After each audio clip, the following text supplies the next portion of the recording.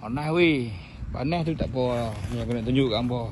Selalunya hamba tengok orang masuk telok kan tengah panas. Kalau ni Kedah kan. Buah kuali, goreng telok. Tak apa. Tu biasa-biasa aja. Tengok helmet aku.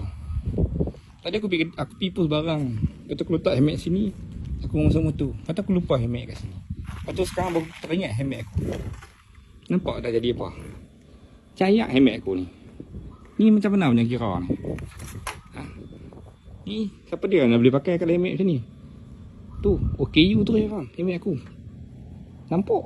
Dah macam tak ada tumbuh kepala dah. Alah.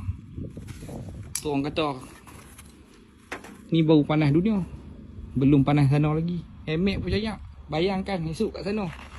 Tu, matahari tu sedengkai kepala. Bayangkan lah. Bayangkan.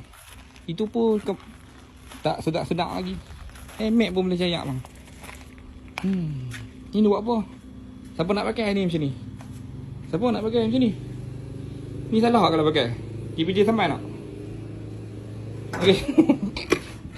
Aduh.